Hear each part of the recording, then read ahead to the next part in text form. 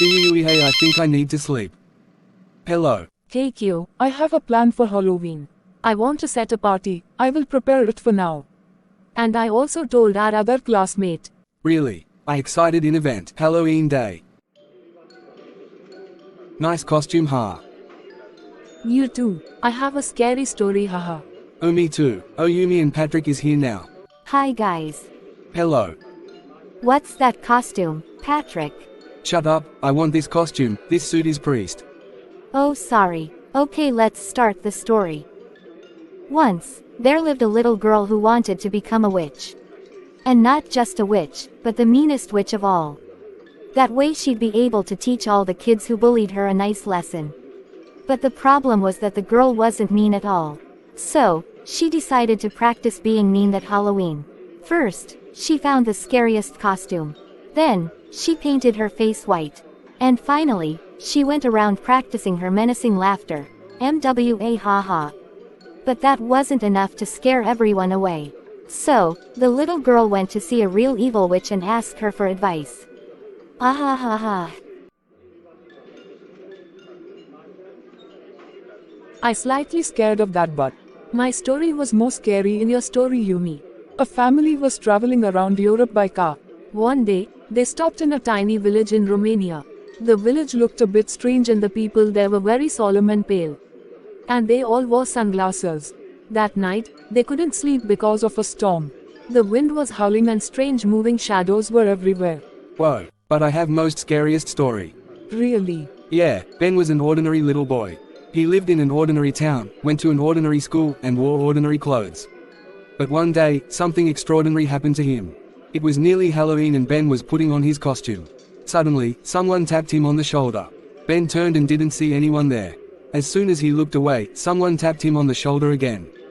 This time Ben didn't wait and shot out of his room screaming. Just as he reached the stairs, a small ghost blocked his way and said, "Hello." It's scary.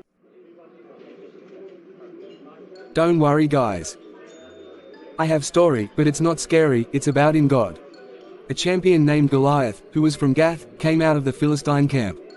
His height was 6 cubits and a span. At 5 he had a bronze helmet on his head and wore a coat of scale armor of bronze weighing 5,000 shekels. 6 on his legs he wore bronze greaves, and a bronze javelin was slung on his back.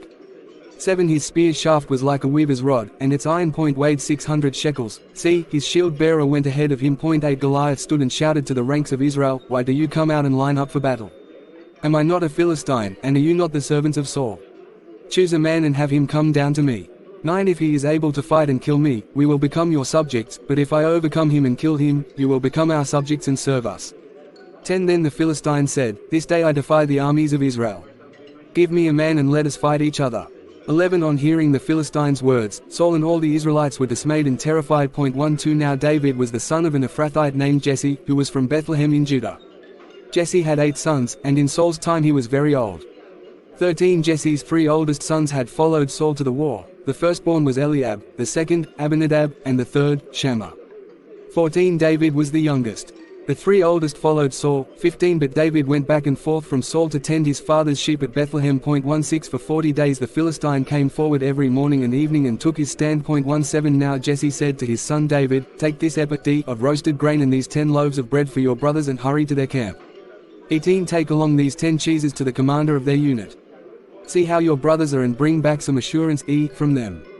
19 They are with Saul and all the men of Israel in the valley of Elah, fighting against the Philistines. This story teaches an important lesson of bravery, courage and faith. It was with immense faith that David faced Goliath and came out victorious. From the giant Goliath's attitude we also learn that pride leads to fall and one should never underestimate their opponent. Whoa, how you get that story? Zeldik told me that story.